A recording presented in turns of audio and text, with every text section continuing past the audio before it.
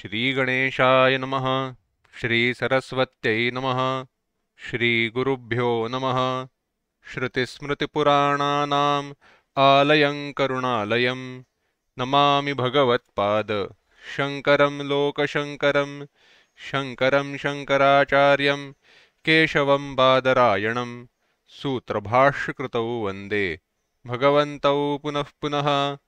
ईश्वरो गुरुरात्मेति मूर्तिभेदविभागिने व्योमवद्व्याप्तदेहाय दक्षिणामूर्तये नमः।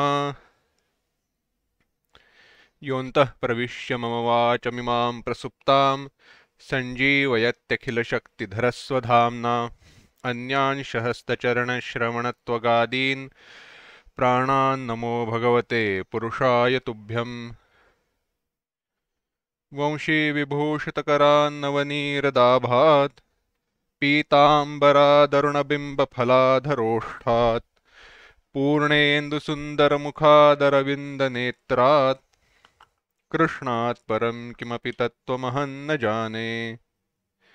वसुदेवसुतं देवं कंसचाणूरमर्दनं देवकी परमानन्दं कृष्णौ वन्दे जगद्गुरुम्। भीष्मद्रोणतटा जयद्रथजला गान्धारनीलोत्पला शल्यग्राहवती कृपेण वहनी कर्णेन वेलाकुला अश्वत्थामविकर्णघोरमकरा दुर्योधनावर्तिनी सोत्तीर्णा खलु पाण्डवैरणनदी कैवर्तकः केशवः पाराशर्यवचः सरोजममलं गीतार्थगन्धोत्कटं नानाख्यानककेसरं हरिकथा सम्बोधनाबोधितं लोके सज्जनषट्पदैरहरहः पेपीयमानं मुदा भूयाद्भारतपङ्कजं कलिमल प्रध्वंसि न श्रेयसे। जिस प्रकार से मनुष्य सिद्धि को प्राप्त होता है उसका मार्ग, उसकी प्रक्रिया भगवान हमें बता रहे हैं। भगवद गीता के 18वें अध्याय का हम चिंतन कर रहे हैं।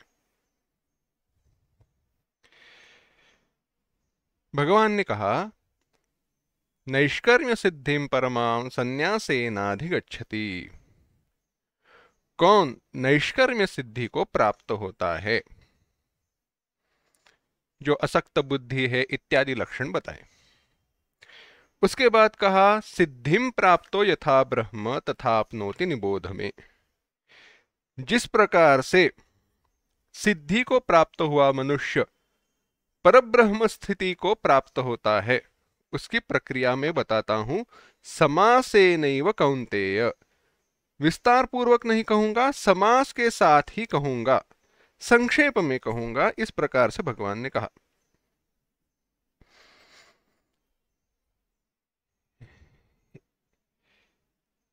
एषा ब्राह्मी स्थिति पार्थ,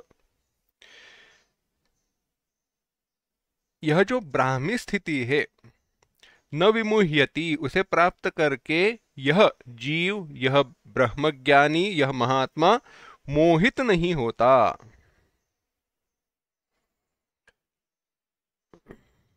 स्थित्वा स्यामन्तकालेपि ब्रह्म निर्वाणमृच्छति। और इस अवस्था में, इस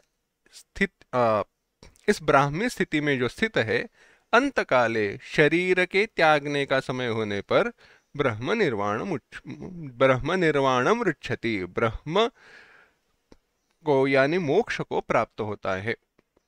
यानी अभी मुक्त नहीं है, अभी भी मुक्त ही है, परंतु प्रारब्ध समाप्त होने तक, प्रारब्ध समाप्ति तक जो देह की स्थिति है उतनी ही है। तो कैसे हुआ? तो जो यह ब्रह्म ज्ञान की निष्ठा है वह किस प्रकार करनी चाहिए? तो कहा, बुद्ध्या विशुद्धया युक्त।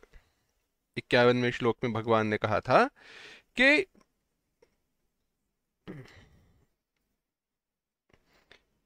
युक्त बुद्धि से होना चाहिए, विशुद्ध बुद्धि से युक्त होना चाहिए। धृत्यात्मानं नियम्य च, धैर्य के साथ शरीरेंद्रिय इत्यादियों का नियमन करना चाहिए, नियंत्रण करना चाहिए, और शब्दादि विषयों का त्याग करना चाहिए। राग द्वेष विदस्य च, राग और द्वेष इनका अभाव करना चाहिए, राग द्वेषों को छोड़ देना चाहिए। और क्या करना चाहिए? विविक्त सेवी लघ्वाशी, विविक्त सेवी, विविक्त देश का सेवन, एकांत का सेवन करना चाहिए। लघ्वाशी, नियमित, मर्यादित, युक्त आहार का सेवन करना चाहिए, क्योंकि आहार अधिक हो तो निद्रा आएगी, बुद्धि मंद हो जाती है, शरीर की जो क्रियाएं वह स्लो हो जाती है, धीमी हो जाती है। और दूसरा, अगर अल्प आहार हो तो दिमाग तक अन्न नहीं जाएगा, शरीर में ऊर्जा नहीं रहेगी और साधना नहीं हो पाएगी। यानी युक्त आहार होना चाहिए, लघ्वाशी। इस शरीर की धारण पोषणा के लिए जितना आवश्यक आहार है उतना ही आहार ग्रहण करने वाला। यतवाक, वाणी को संयत रखने वाला, वाणी मन शरीर को वश में रखने वाला। ऐसा यतवाक काय मानसः ध्यान योग परहा। इसका भी हमने चिंतन किया था। ध्यान योग पर माने क्या? ध्यान योग के परायण रहता हुआ आत्मस्वरूप का चिंतन जो है वही ध्यान है, वही योग है। उस ध्यान योग में जो नित्य रत है, जो नित्य आत्मस्वरूप का चिंतन करते रहता है, नित्य आत्मस्वरूप का चिंतन सहज भी होता है, प्रयत्न साध्य भी होता है। कैसे है देखो, कभी निरीक्षण करना चाहिए, कभी प्रयास करने चाहिए। हमारे गुरुजी कहा करते थे कि बैठे हो, खाली बैठे हो तो खाली क्यों बैठे हो, आत्मचिंतन करो। कहा करते थे ऐसे ही बैठो, तब आश्रम में थे, कहीं बैठे हो, देखो जो भी दिख रहा है, जो भी दृश्य तुम्हें दिखाई दे रहा है, उसका तादात्म्य, उसकी संगति, उसका संबंध आत्मस्वरूप के साथ जोड़ देना। मनन करो, चिंतन करो। समझो, हमारे लिए चलो चिंतन करते हैं कैसे कर सकते हैं। खिड़की में बैठे हो, बाहर देखा, लोगों को जाते हुए देखा, तो ऐसे नहीं कहना ये जा रहे हैं, क्यों ये लोग जा रहे हैं या ऐसे ऐसे है। देखो पंचकोश घूम रहे हैं, देखने वाला ये पंचकोश है। अन्नमय कोश है, अन्नमय कोश जा रहा है, उस अन्नमय कोश ने आत्मस्वरूप को आवृत्त कर दिया है। आत्मस्वरूप को आवृत्त कैसे कर दिया है? अन्नमय कोश दिखाई दे रहा है, आत्मा दिखाई नहीं दे रहा। ऐसे आंखों से आत्मा दिखाई नहीं देगा, परंतु यह चिंतन करोगे तो ध्यान में आएगा कि अन्नमय कोश यह स्थूल शरीर है, जो देख रहा हूं वह स्थूल सृष्टि है, वह आत्मा नहीं है। विवेक हो गया।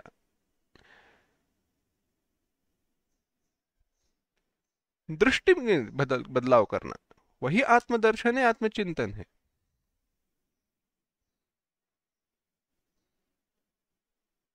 जब किसी को प्रणाम करो न तो उनके स्थूल शरीर को प्रणाम करना, परंतु जो चैतन्य वहां पे प्रकट है उसे प्रणाम करना।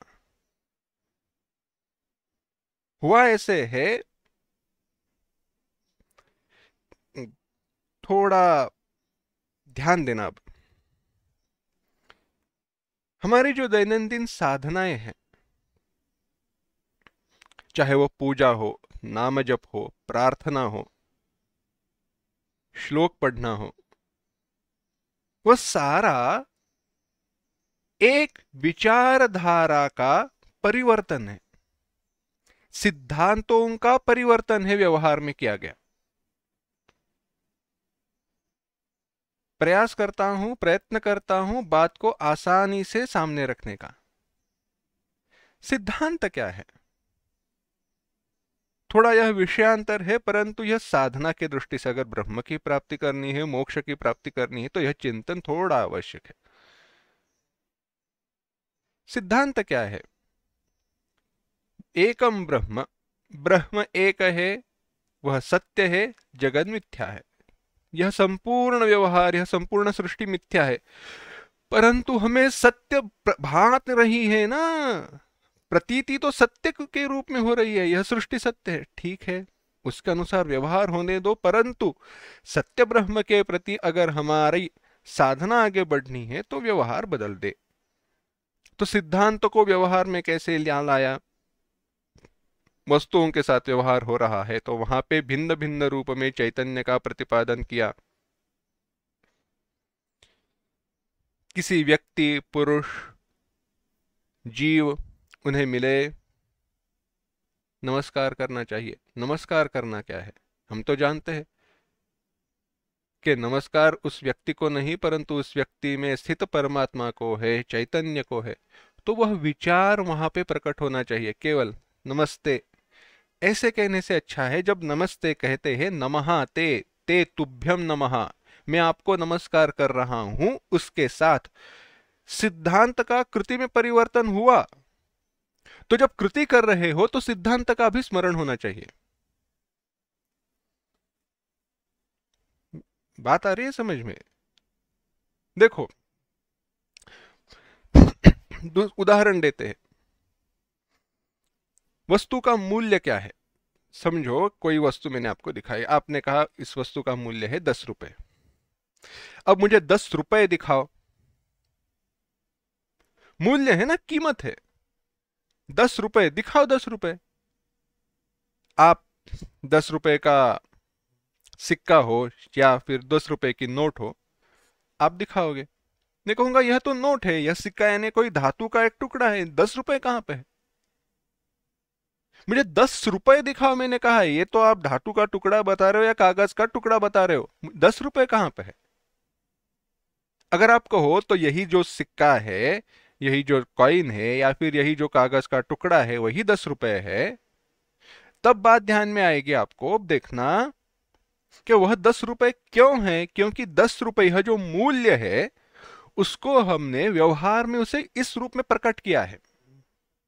तो यानी जब 10 रुपए का सिक्का मैं लेता हूं या देता हूं, 10 रुपए की जो नोट है वह लेता हूं या देता हूं, तो उस कृति के साथ, उस व्यावहारिक वस्तु के साथ वह बात, एक भावना मेरे हृदय में निश्चित है कि इसके द्वारा यह 10 रुपए इस मूल्य को प्रकट कर रही है, दिखा रही है, प्रतिपादित कर रही है। यानी जब मैं वह सिक्का, वह नोट आपको देता हूं, यानी मैंने 10 रुपए आपको दिए, यह भाव प्रकट किया है। इसी प्रकार से जब मैं आपको हाथ जोड़कर प्रणाम करता हूं, तब आपके हृदय में स्थित उस पंत परमात्मा को, जो सच्चिदानंद स्वरूप है, उस स्वरूप का स्मरण तो हो। केवल नमस्ते, हाँ, प्रणाम करना जाने अनजाने में होना है, होते रहेगा, पुण्य तो मिलते रहेगा, परंतु वह प्रयत्न पूर्वक, प्रयास पूर्वक वह विचार करे तो साधना और तेजी से आगे बढ़ेगी। यही है विविक्त सेवी ध्यान योग पर। ऐसे ही ब्रह्मचिंतन हो सकता है, कोई उसमें प्रयास आवश्यक है परंतु कष्ट नहीं है। ऐसा जो है ध्यान योग परो नित्यम वैराग्यम समुपाश्रितः, चिंतन किया था, जिससे परलोक की अपेक्षा नहीं है, इहलोक में भोगों की इच्छा नहीं है। ऐसा इहलोक और परलोक में कोई पुण्य मिले, पुण्य का प्राप्ति करके, पुण्य के आश्रित होकर, वैराग्य पुण्य के आश्रित होकर मैं अन्य लोक में जाकर सुख में रहूंगा, कोई इच्छा नहीं, अपेक्षा नहीं। ऐसा। और क्या 53वें श्लोक में भगवान कह रहे हैं देखते हैं।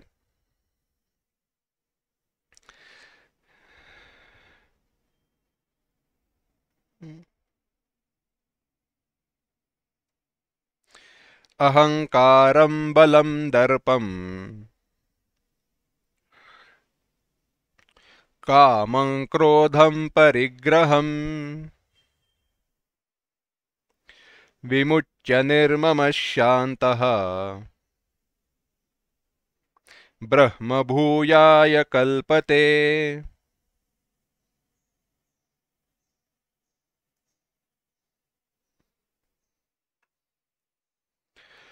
एक साथ। अहंकारं बलं दर्पं कामं क्रोधं परिग्रहं विमुच्य निर्ममः शान्तः ब्रह्मभूयाय कल्पते। भगवान कह रहे हैं, अहंकारं बलं दर्पं कामं क्रोधं परिग्रहं। अहंकार, बल, दर्प, काम, क्रोध, परिग्रह, इन सबको विमुच्य, इन सबको छोड़कर, इन सबका त्याग करके,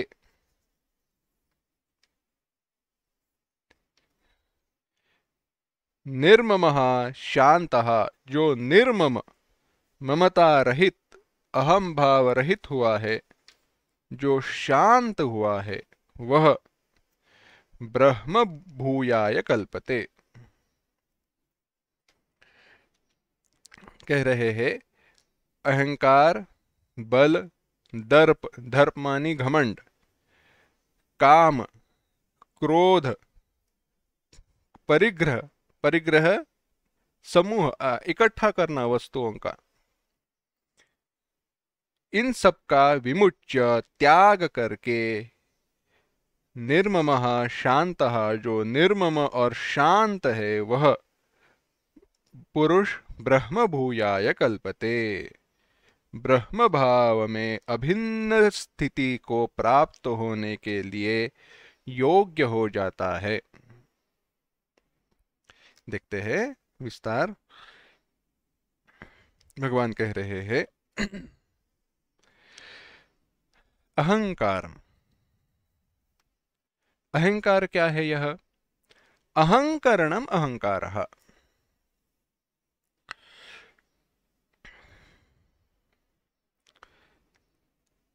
आई नोशन, मैं समझना, जो कुछ भी अनात्म पदार्थ है उनको अहम भाव से देखना, अहम रूप से देखना, उन्हें मैं समझना, अहंकार।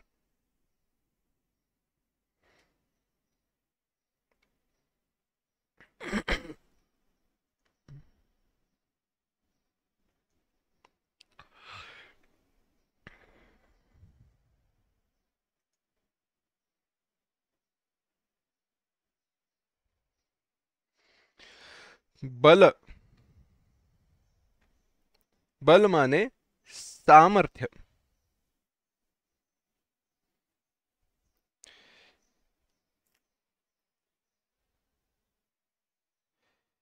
दर्प माने घमंड।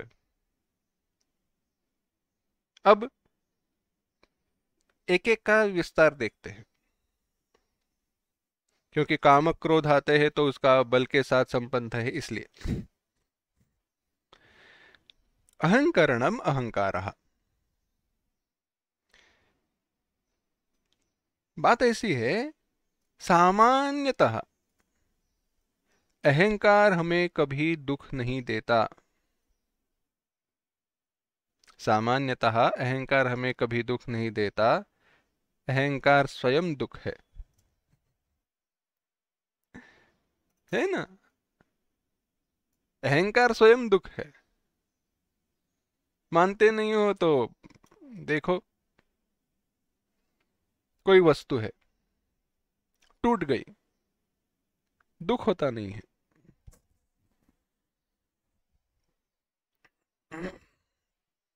कोई वस्तु है, टूट गई, दुख होता नहीं है, क्यों? मेरी नहीं है, वह मेरी नहीं है, इसलिए दुख हो नहीं रहा। परंतु वह वस्तु मेरी हो तो दुख है। अहंकार, उस वस्तु को मैंने मेरी मैं समझ लिया, दुख हुआ। तो दुख क्या है? अहंकार हुआ। उसके कारण दुख नहीं हुआ, वही स्वयं दुख है, समझो।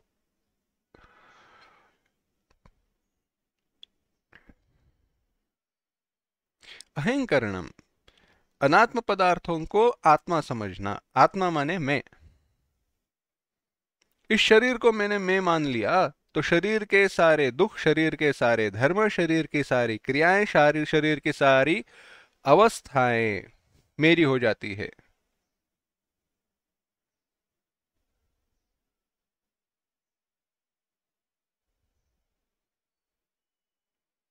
तदवस्था,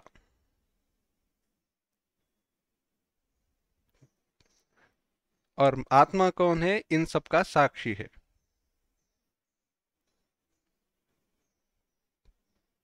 तद्धर्म तत्कर्म तदवस्था साक्षिणः आत्मनः।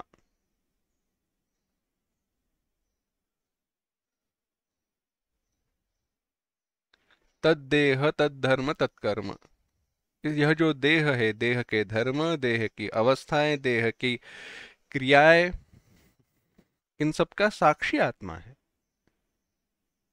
मैं इन सब का साक्षी हूं, परंतु इन सब को मैंने अपना मान लिया और दुख को झेल लिया, दुख मोल लिया।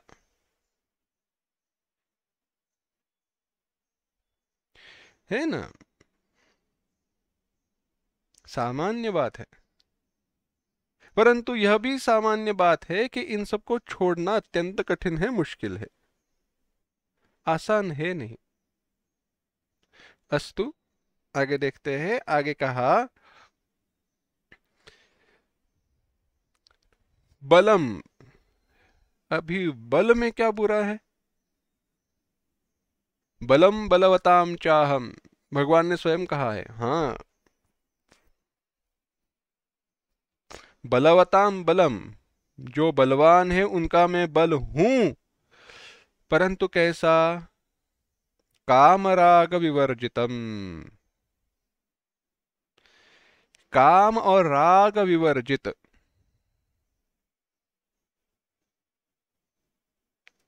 उसमें काम और राग यह नहीं होने चाहिए। बात ध्यान में रखना,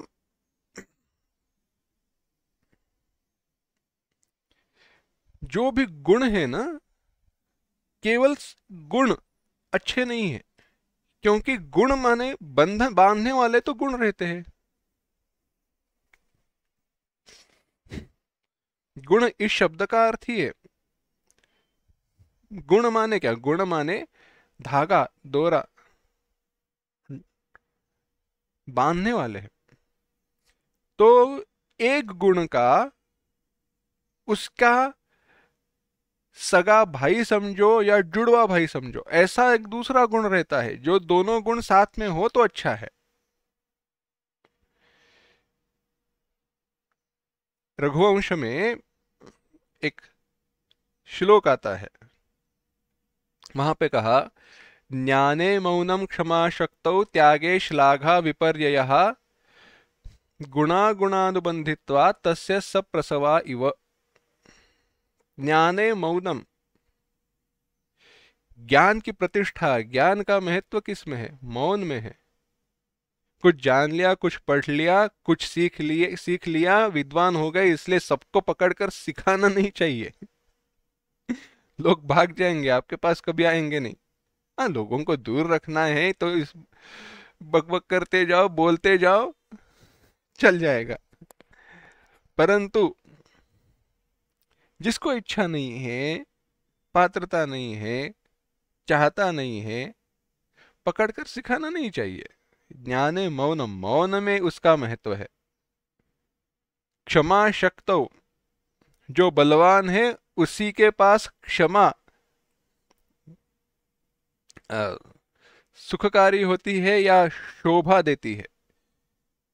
मेरे पास किसी को दंड देने का सामर्थ्य ही नहीं है, शक्ति नहीं है, और मैंने चलो तुम्हें माफ कर दिया, अरे यह कैसी क्षमा हुई? नहीं। त्यागे श्लाघा विपर्ययः, और त्याग करो तो उसमें श्लाघा विपर्य, लोगों को बताना नहीं चाहिए मैंने कितना त्याग किया है। त्याग बिना बताया त्याग ही अच्छा है, नहीं तो अहंकार बढ़ता है। ऐसे है, बल होना चाहिए, परंतु कैसे हो? काम राग विवर्जितम, नहीं तो होगा क्या? काम और राग इनसे युक्त हो तो दूसरों को पीड़ा देने में उसका उपयोग किया जाएगा,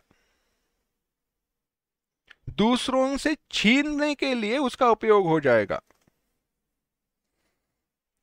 और यह बल जो है, यह केवल शारीरिक नहीं, शारीरिक बल तो है ही, परंतु यह स्वभाव है, यह बल स्वाभाविक है।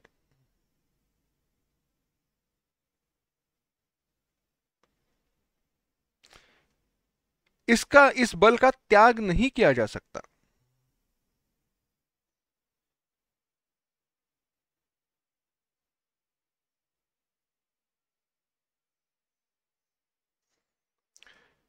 ऐसा बल होना चाहिए, परंतु यहां पे विमुच्य कहा है। यहां पे क्या कहा है? विमुच्य। आगे विमुच्य कहने वाले, इसलिए यहां पे जो बल है वह काम और राग से युक्त है, वैसे न हो ऐसा बल। दर्पम, दर्प माने घमंड। दर्पो नाम हर्षांतर भावी धर्मातिक्रम हेतु।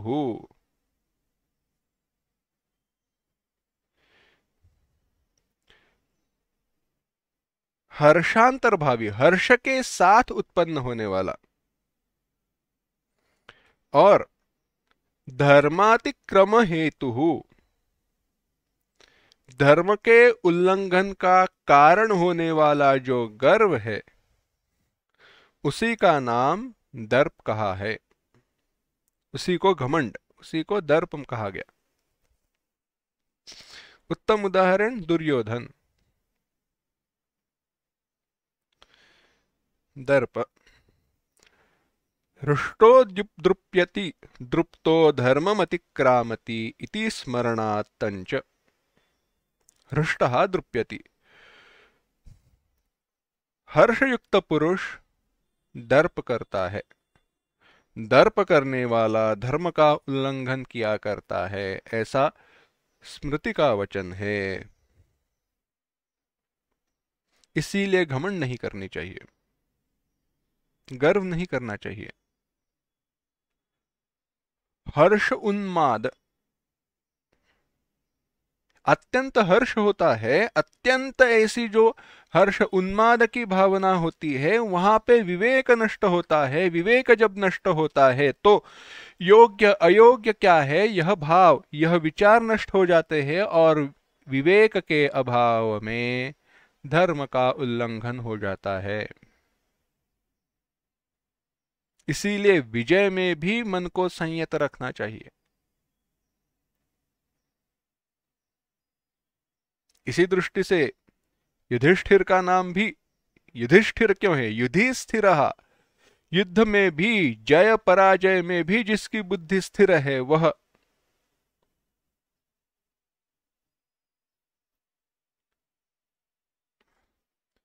देखो, युद्ध समाप्त हुआ, चाहे वो रामायण का विचार करो या महाभारत का विचार करो, युद्ध समाप्त होने के बाद, विजय की प्राप्ति होने के बाद, चाहे पांडव हो या चाहे प्रभु श्री राम जी हो, उन्होंने शत्रु सैन्य के जो सैनिक है जिनकी मृत्यु हुई है, उनका उत्तर क्रिया कर्म स्वयं किया। विजय के आनंद में यह जो धर्म है, उस धर्म का उन्होंने उल्लंघन नहीं किया। देखो कितना संयत जीवन होना चाहिए।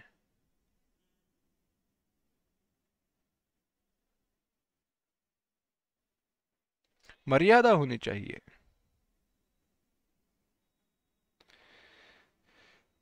परंतु यह गर्व,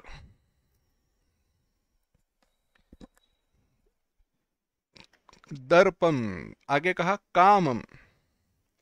कामम, काम माने इच्छा।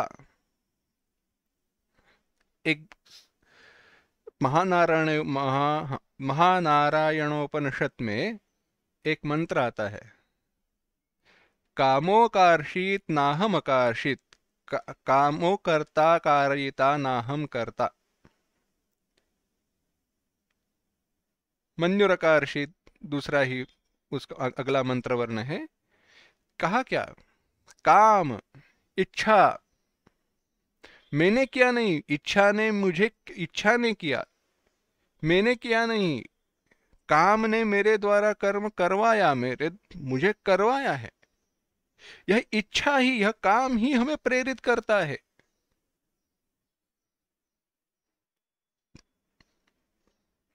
यही हमें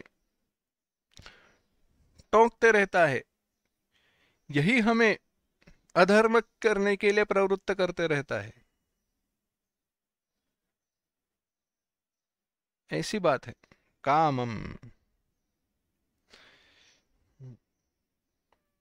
इच्छा निर्माण हुई, इच्छा के कारण क्रिया, क्रिया के कारण कर्म, कर्म के कारण कर्म का फल, कर्म के फल का शुभ अशुभ परिणाम, कर्म के फल के शुभ अशुभ परिणाम का यह परिवर्तन है। अध्यास वहां पे सुख का, सुख रूप दुख रूप, सुख रूप दुख रूप अध्यास का परिणाम फिर से इच्छा, फिर से इच्छा के कारण क्रिया, क्रिया के कारण कर्म। चक्र चलते रहता है। कहां पे तोड़ सकते हैं? एक ही जगह है, उत्तम जगह है इच्छा न करना। इस चक्र को यहीं पे काट सकते हैं।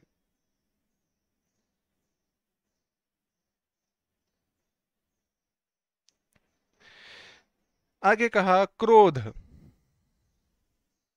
काम के बाद क्रोध क्यों आया? अगर काम की पूर्ति हुई तो लोभ बढ़ेगा, और काम की पूर्ति नहीं होती तो क्रोध बढ़ेगा। काम की पूर्ति हुई, लोभ हुआ निर्माण, और नहीं मिले, इच्छित वस्तु ना मिले तो क्रोध निर्माण होगा। यह क्रोध है।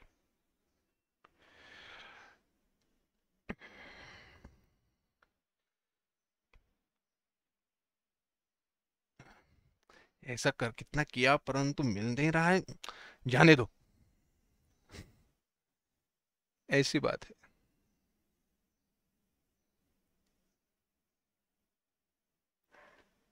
सुखानुशायी राग, दुखानुशायी द्वेष, वही द्वेष जो है वही क्रोध। एक दूसरे से मिलते जुलते हैं। किसी को डांटना क्रोध कहते हैं ना हम, परंतु वह उद्वेग भी है। वह डांटना वहां पे उद्वेग है, वहां पे शुभ इच्छा भी है, वहां पे पॉजिटिव कुछ तो हो सकता है। यह वैसे नहीं है, यह क्रोध निगेटिव है।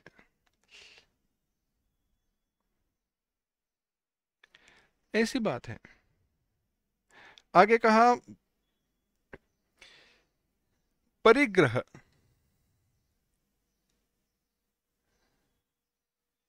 परिग्रहम इंद्रिय मनोगत दोष परित्यागे अपि शरीर धारण प्रसंगेन धर्मानुष्ठान निमित्तेन वा बाह्यः परिग्रहः प्राप्तः तं च विमुच्य।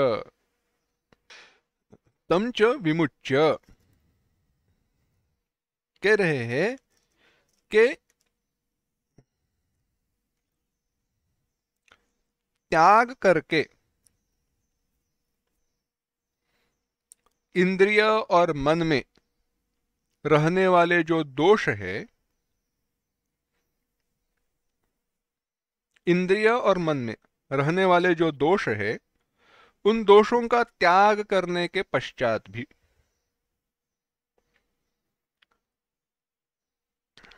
शरीर की धारणा के प्रसंग से, इस शरीर का धारण पोषण करना है उस प्रसंग से, या धर्मानुष्ठान की निमित्त से, धर्म का अनुष्ठान करना है, धर्म को पकड़ कर रखना है, उस निमित्त से जो बाह्य संग्रह की प्राप्ति होती है, वस्तुओं का संग्रह किया जाता है, उसका भी त्याग करके, परित्याग करके। कठिन बात है, क्योंकि धर्म की रक्षा के लिए, धर्म के लिए वस्तुओं का संग्रह कहां पे होता है? सत्य है ना? वस्तुओं का संग्रह किसके लिए? आत्मरक्षा के लिए। धर्म रक्षा क्या चिंतन कौन करता है? धर्मो रक्षति रक्षितः बात ही नहीं। सारे लोग मेरी रक्षा करें, उनकी रक्षा मैं क्यों करूं? देखो, धर्म कोई ऐसी ऐसे समझो,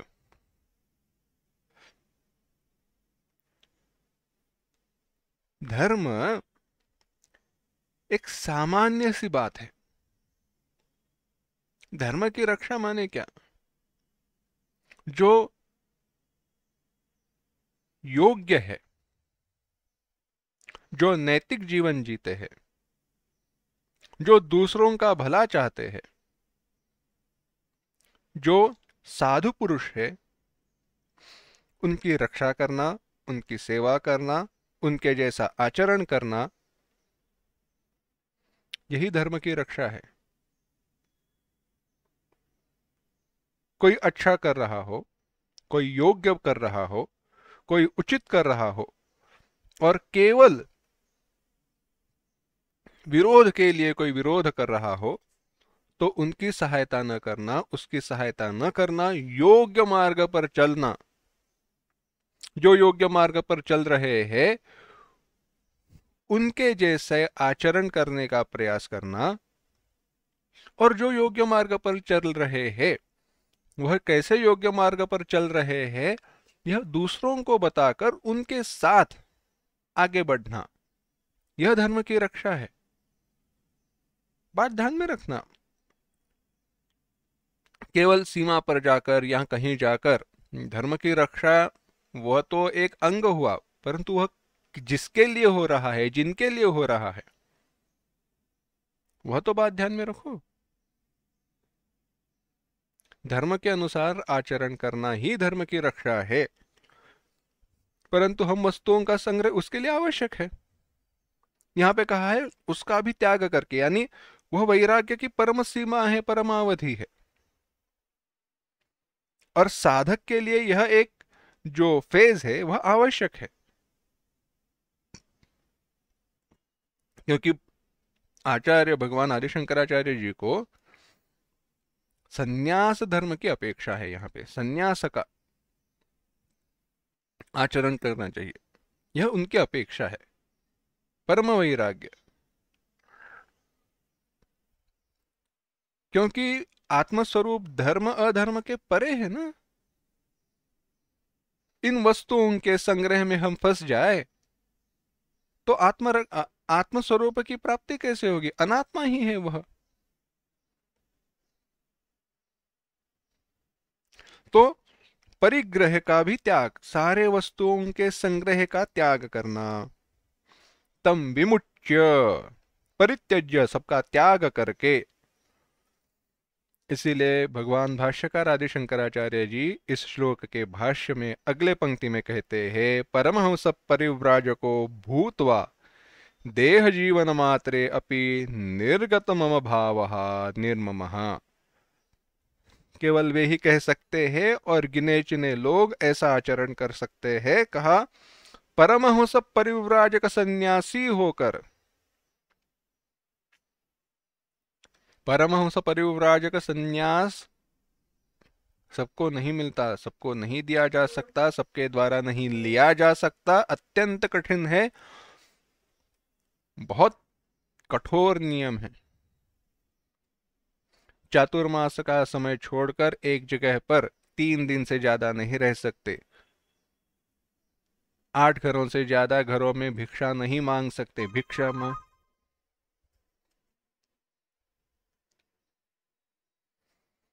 8 घरों से ज्यादा घरों में भिक्षा नहीं मांग सकते। माने क्या? तात्पर्य इसका अर्थ यह है, घर के सामने रहकर ओम भवति भिक्षाम देहि पुकार करनी चाहिए। कितनी बार? अंदर वाला व्यक्ति भगा दे तो भगाए तब तक नहीं, बस 3 बार। 3 बार क्यों? कहीं काम में हो, उसका कोई कर्म चल रहा हो, पूजा चल रही हो, कुछ तो हो, उसको समय मिलना चाहिए, इसके लिए 3 बार पुकार करे। आगे एक घर हुआ, मिलना चाहिए ऐसे नहीं, मिले हुए 8 घर 8 नहीं होने चाहिए। 8 घरों के सामने जाकर ही केवल बोलना चाहिए ओम भवति भिक्षाम देहि। पहले घर में नहीं मिला, 8 घरों में भिक्षा नहीं मिली, उस दिन पानी पीकर रहना चाहिए। कहां पर भिक्षा मांगनी चाहिए, किसके पास जाकर भिक्षा मांगनी चाहिए, उसके भी नियम है। किसी के पास भी जाकर नहीं। जो धर्म का आचरण करने वाला हो, धर्म का पालन करने वाला हो, जिसके घर में नित्य उपासना चलती हो, कई सारे नियम हैं।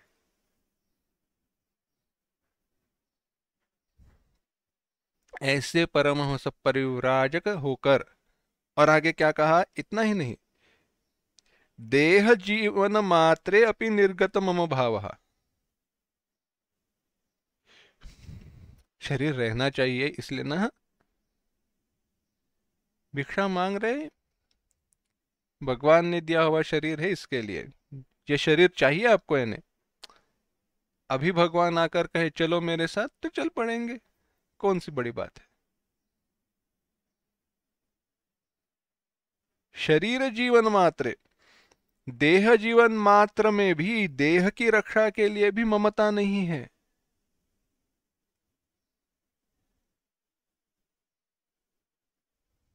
यह शरीर गिर जाए, भगवान की इच्छा। अरे कैसा सुख होगा, चिंतन कीजिए। अगर ऐसा वैराग्य सचमुच में हृदय में अगर उत्पन्न हो, तो इस वैराग्य का परिणाम ही सुख है। कोई इच्छा नहीं, जगत की कोई चिंता नहीं। थोड़ा विषय भिन्न है, परंतु हमारे मित्र ने एक बात कही थी, बड़ी सुंदर कथा है। एक महात्मा थे, उत्तर की तरफ जा रहे थे, ऐसे ही जा रहे थे। एक व्यक्ति ने देखा, अच्छा महात्मा उस तरफ गए। चौराहे पे उसका दुकान था, देख रहा था। अचानक थोड़ी देर के बाद देखा तो महात्मा इस तरफ जा रहे थे। थोड़ी देर बाद देखा तो महात्मा सामने से आ रहे। थोड़ी देर बाद देखा तो महात्मा उस तरफ जा रहे। इससे रहा नहीं गया, महात्मा वहीं पे ऐसे जा रहे, कभी वहां से जा रहे, कभी उस तरफ जा रहे, कभी इस तरफ जा रहे। महात्मा जी को उस दुकानदार ने रोका, प्रणाम किया और कहा महात्मा जी, एक बात पूछनी थी। पूछो बेटा। ये आप जा कहाँ रहे हो? तो कहा कहीं नहीं जा रहे। कहीं नहीं जा रहे तो यहां वहां क्यों जा रहे हो? तो हाँ बेटा, देखो ऐसी बात है, मैं जा तो उत्तर की तरफ था, अचानक से पीछे से हवा चलने लगी। अब पीछे से हवा आने लगी तो हमारी जो जटाएं, हमारे जो बाल है, वो मुंह पर आने लगे, भगवान का नाम लेने में कठिनाई होने लगी। तो घूम गए, उल्टे घूम गए तो सामने से हवा आने लगी तो सारे बाल सारी जटाएं पीछे गई, ये आगे चलने लगा। अचानक से दूसरी तरफ से हवा चलने लगी, फिर से बाल मुंह में आने लगे तो मैं उसकी तरफ चलने लगा। कौन सी बड़ी बात है? हवा पीछे से आई तो उल्टा घूमकर चलने लगे, हवा दाएं बाजू से आई तो दाएं बाजू घूमकर चलने लगे। यह आनंद है, यह मस्ती है। सुख में रहो, मौज में रहो, कोई चिंता नहीं, कोई विचार नहीं। ऐसा ऐसा जो निर्मम है, और ऐसा निर्मम है इसीलिए शांत है। शांत, उपरति युक्त, कोई हृदय में विकार नहीं, कोई परिणाम नहीं, आनंद में है। देखो, शांति यही है। शांति और सुख समान है। जहां जो सुख है वही शांति है, जो शांति है वही सुख है।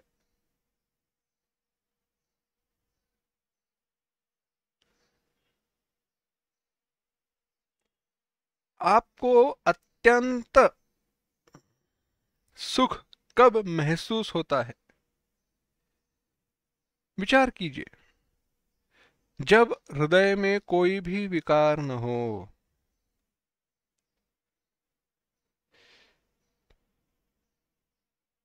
देखो, सुख भी थकाने वाला होता है,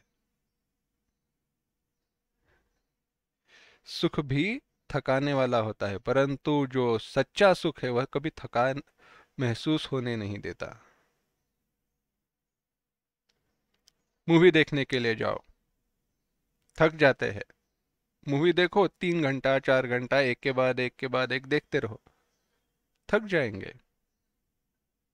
क्या सुख नहीं हुआ? अरे बहुत, आई एंजॉयड, कितना आनंद मिला, क्या मूवी थी, क्या एक्टिंग थी, क्या कथा थी, स्टोरी थी, डायलॉग्स क्या थे। परंतु थक गए। क्या सुख का अनुभव नहीं है? तो थक क्यों गए? विषय सुख है, परंतु जो सचमुच में शांति है वह कोई वहां पे थकान नहीं। Best example, shavasana. शवासन जब करते हैं, योग निद्रा, सारे विचार हटा दो अंतःकरण से, हृदय से। जो शांति है वही सुख है। ऐसी जो शांति है, ऐसी शांति को वह ऐसी शांति, शांत, हाँ, निर्ममः शांतः ब्रह्म भूयाय कल्पते, ऐसी शांति जिसके हृदय में है, ऐसी शांति से जो युक्त है, ऐसा जो परिश्रमों से रहित ज्ञान निष्ठ यति है, वही ब्रह्मरूप होने के योग्य होता है। अब इस सारे विस्तार का संक्षेप करते हैं। अहंकार, बल, दर्प को छोड़कर शरीर इंद्रियादि में अहम भाव करने का नाम अहंकार है। इस अहंकार को, कामना आसक्ति से युक्त जो बल है, उस बल को, दर्प को मानी गर्व को, काम मानी इच्छा को, इच्छा के निर्माण, इच्छा की अपूर्ति में, इच्छा पूर्त न होने के कारण, इच्छा की पूर्ति न होने के कारण जो क्रोध निर्माण हुआ है, उस क्रोध को, ऐसे अहंकार, बल, दर्प, काम, क्रोध, परिग्रह, वस्तुओं का संग्रह, इन सब को छोड़कर, इन सब का त्याग करके जो निर्मम, ममता रहित हुआ है, जिसने हृदय में शांति को प्रकट किया है, ऐसा ब्रह्म प्राप्ति ब्रह्म रूप होने के योग्य हो जाता है। योग्य होता है माने एक केवल क्षण का अवधि है, ब्रह्म रूप हो ही जाता है। ब्रह्म रूप होने के योग्य ऐसा ही व्यक्ति है। इस क्रम से अनेन क्रमेण, भगवान कह रहे हैं 54वां श्लोक, ब्रह्मभूतः प्रसन्नात्मा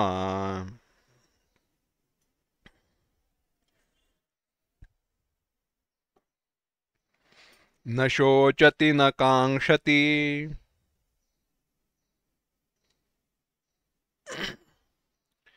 समः सर्वेषु भूतेषु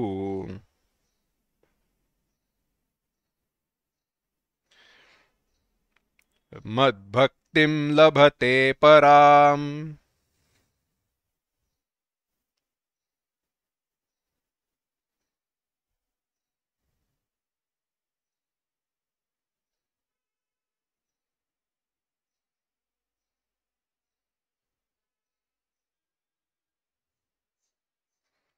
एक साथ, ब्रह्मभूतः प्रसन्नात्मा न शोचति न कांक्षति समः सर्वेषु भूतेषु मद्भक्तिं लभते पराम।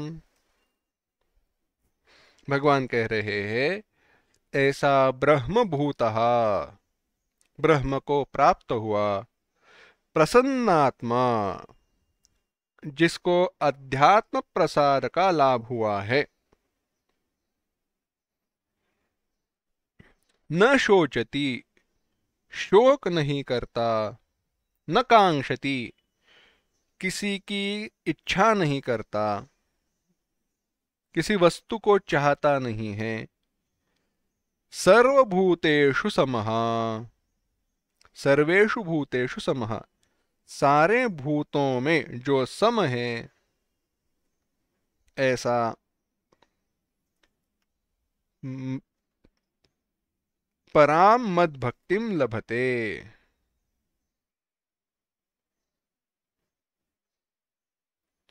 मुझ परमेश्वर की भजन रूप पराभक्ति को पाता है। भगवान कह रहे हैं वह सच्चिदानंद घन परमात्मा में, ब्रह्म में तद्रूप हुआ प्रसन्न चित्त का जो योगी है, वह न शोक करता है, न किसी वस्तु की इच्छा करता है, सारे भूतों के, सारे प्राणियों के, सारे प्राणियों में, सारे भूतों में जो सम है, सब भूतों में सुख दुख को समान देखता है, ऐसा ज्ञाननिष्ठ पुरुष मुझ परमेश्वर की भजन रूप पराभक्ति को पाता है।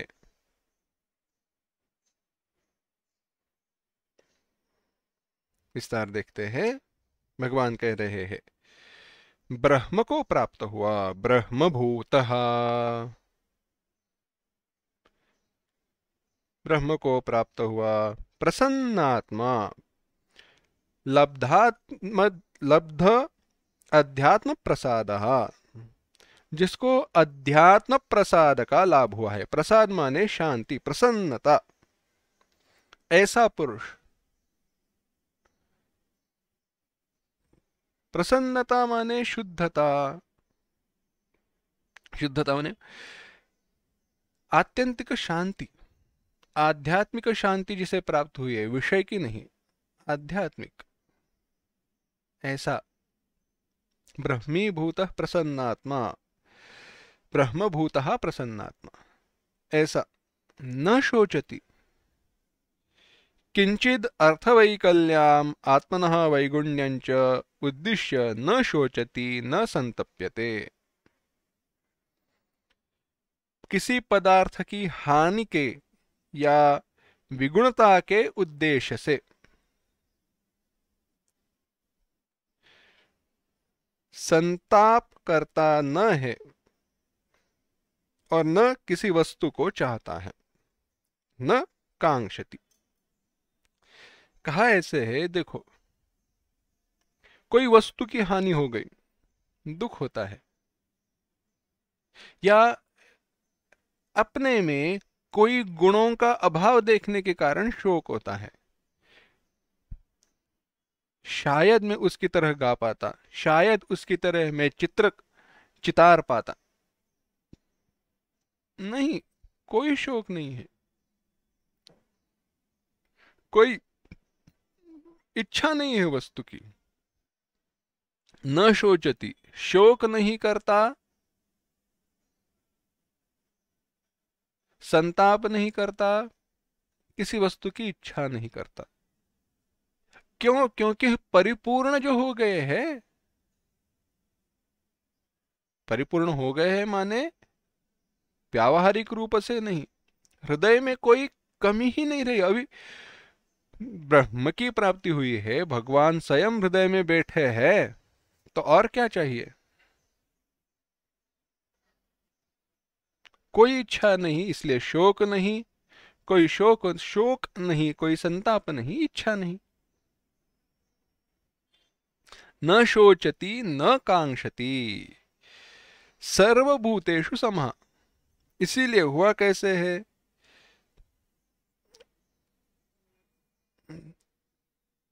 देखो, सर्वभूतेषु समः अर्थात सारे भूतों में वह समान है।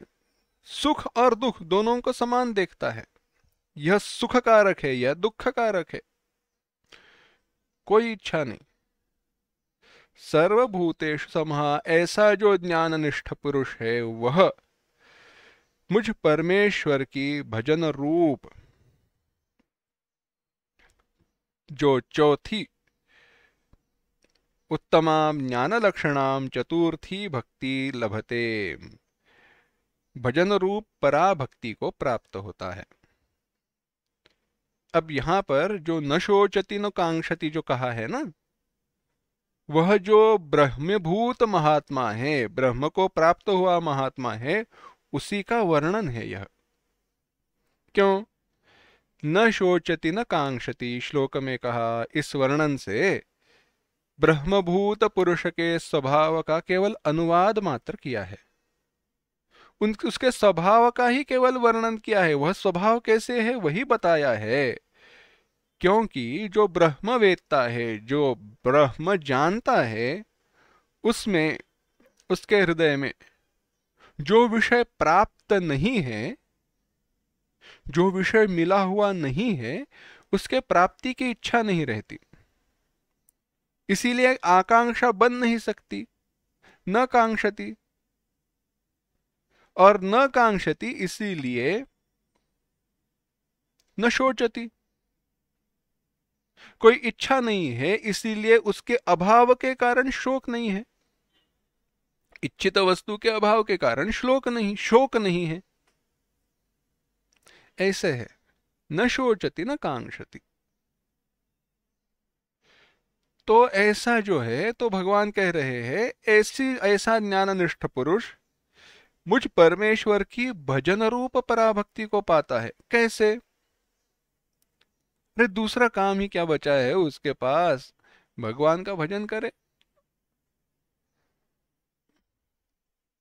वही सत्य भक्ति है, साध्य भक्ति है। अब वह साधन नहीं रही। कहते हैं, एवं भूतः ज्ञान निष्ठा मयि परमेश्वरे भक्तिम भजनम पराम उत्तमां ज्ञान लक्षणाम चतुर्थीं लभते, चतुर्थिया चतुर्विधा भजन्ते माम जना सुकृतिनोऽर्जुन आर्तो जिज्ञासुरर्थार्थी ज्ञानी च भरतर्षभ। जो ज्ञानी भक्त है वह यह है, वह मेरा भजन करता है, मेरा ही चिंतन करता है, मुझे प्राप्त हो जाता है। उसके बाद उस ज्ञान लक्षणा भक्ति से, उस ज्ञान लक्षणा जो भक्ति है, उससे क्या होता है? भगवान कह रहे हैं 55वां श्लोक, भक्त्या मामभिजानाति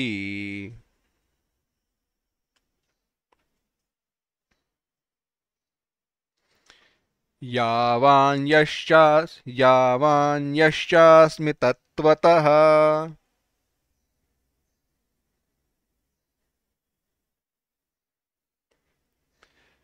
ततो मां तत्त्वतो ज्ञात्वा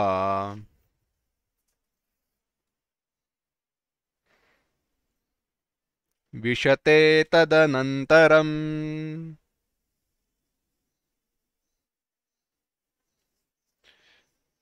भक्त्या मामभिजानाति यावान्यश्चास्मि तत्त्वतः। ततो मां तत्त्वतो ज्ञात्वा विशते तदनन्तरम्।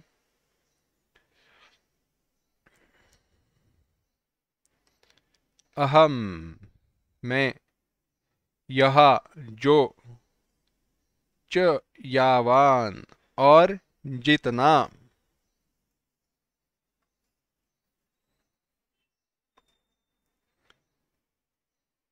अस्मि हूँ, एवं माम भक्त्या तत्वतः अभिजानाति मुझे भक्ति से, उस ज्ञान लक्षणा भक्ति से तत्वतः, तत्व स्वरूप से जानकर, अभिजानाति जानकर मत नहीं, जानता है, ऐसा ततः उस भक्ति के द्वारा, ज्ञान लक्षणा भक्ति के द्वारा, माम तत्वतः ज्ञात्वा मुझे स्वरूप से जानकर, तदनंतरम विशते, तदनंतरम त्वरित उसी समय, विशते मुझ में ही प्रवेश कर जाता है। कहा भक्ति से मैं जितना हूं और जो हूं उसे तत्व से वह जान लेता है। मैं जितना हूं यानी उपाधि इत्यादि का विस्तार भेद से जितना हूं, जो हूं स्वरूपतः जो हूं, उसे तत्वतः जानकर तत्काल वह मुझ में ही प्रवेश करके समा जाता है, मुझ में ही एक हो जाता है।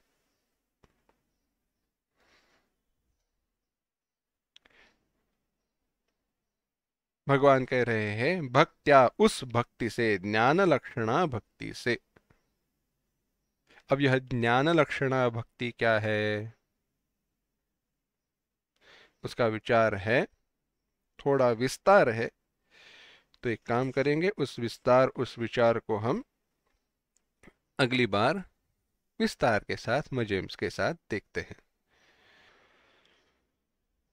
ओम असतो मा सद्गमय, तमसो मा ज्योतिर्गमय, मृत्योर्मा अमृतंगमय। ओम शांति शांति शांति।